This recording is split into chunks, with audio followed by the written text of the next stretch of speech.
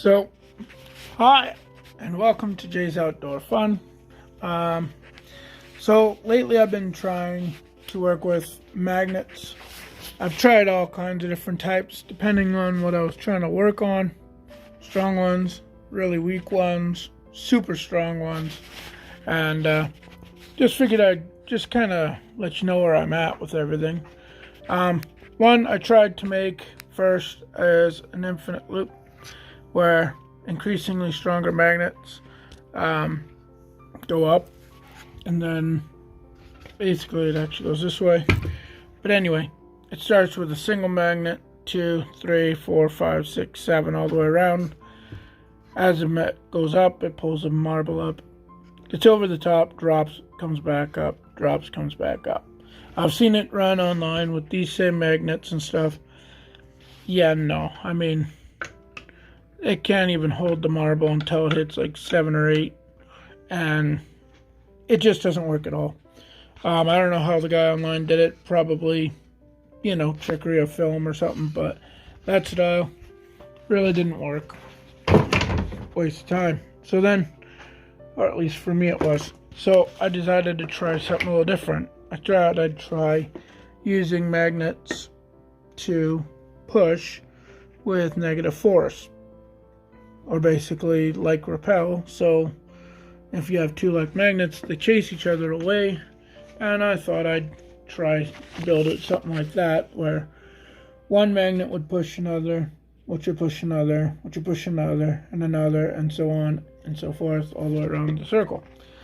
Well, I first tried this design. The problem with these magnets I found was the main face on here, let's say, it would it'd be repellent in this one and that one and all of them as well.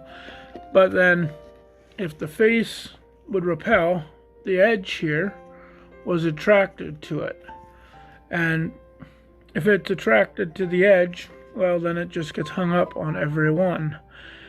And they're strong magnets. There's nothing to do with the strength of them.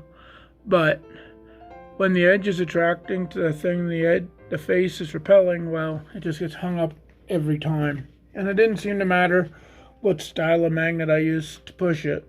So I decided, if that didn't work, I'd try a completely different design. It would be zigzag of magnets all on repel, and then I'd use a bar instead of a round magnet. Well, it worked better, sort of, to say, but it had its own problems. Again, the edges are not the same polar as the main face, and then trying to get a polarized top, side, and face all at the same time in one style was all positive, and then opposing negative. Well, that didn't really work so well. You do get a little bit of movement. They jump back and forth, so it'd spin a little this way and a bit that way, and that was about it. So after that, I decided flat magnet, not a horrible idea. I thought I'd try hide the attracted edge. Well, I don't know. It's still there. It's just in a different position. So,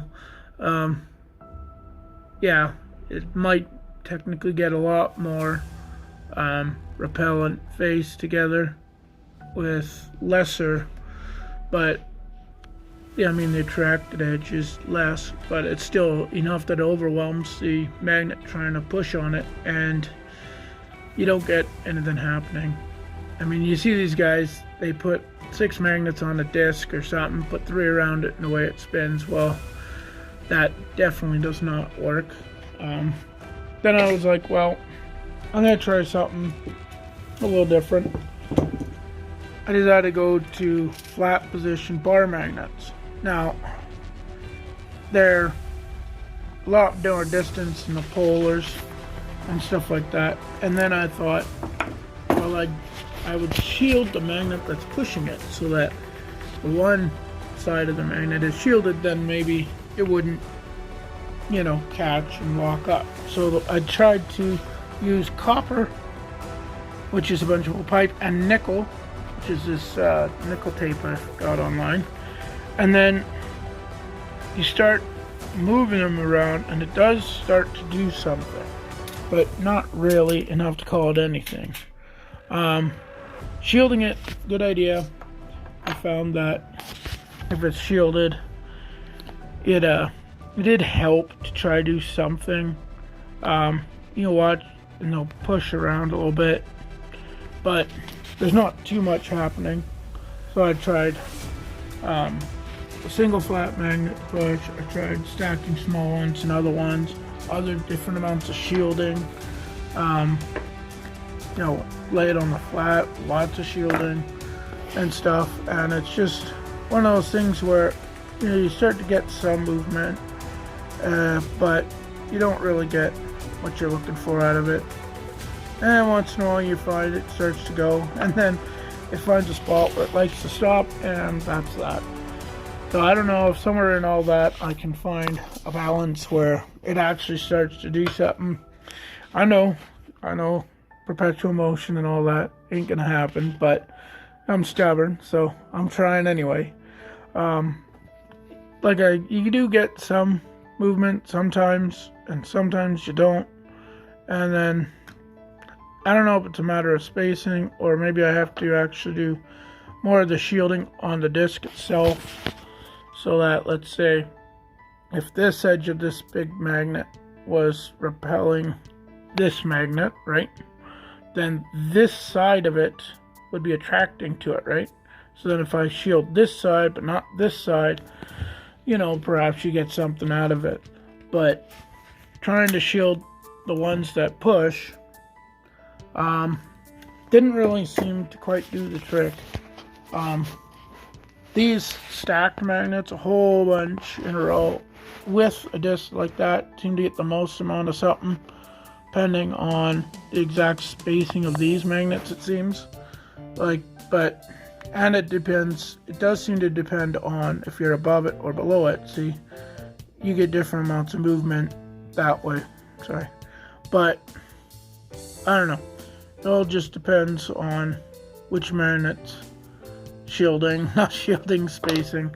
So many things that get in the way of it working, that I understand why nobody seemed to really get this to actually work without camera trickery. But I don't know, maybe I'll get it, maybe I won't, but I'm still gonna try a few more things. I got a few more ideas to do a shielding these in certain edges, and maybe stacking magnets through.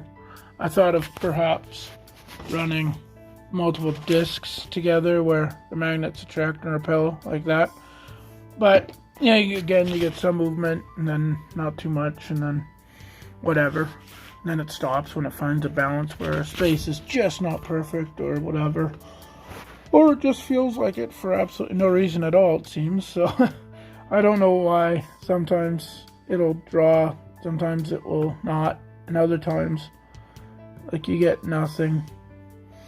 It's annoying. It's finicky is what it is. But maybe it's just a matter of how you place these around, right? Does it need to be on an angle like this, or like this, or like this, up or down? I don't know.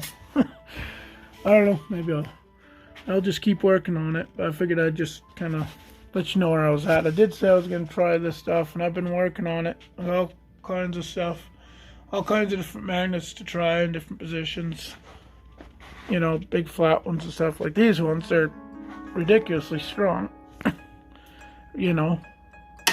But it seems, that one just broke the magnets just from putting them back together. They're that strong.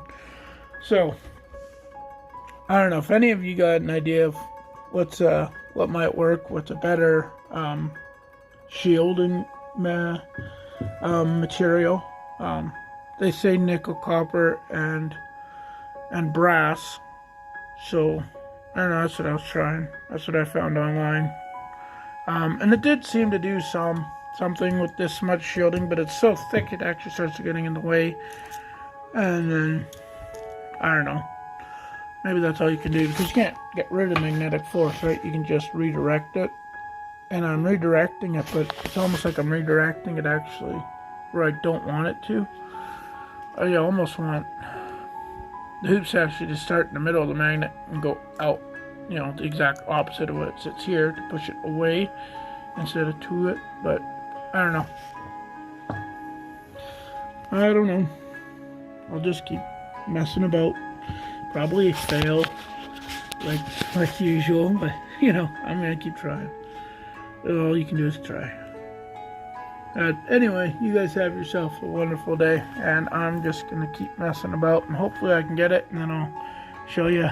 I'll build it again to show you what I did, but chances of that, obviously, with this device, they're low, but I don't care. I don't.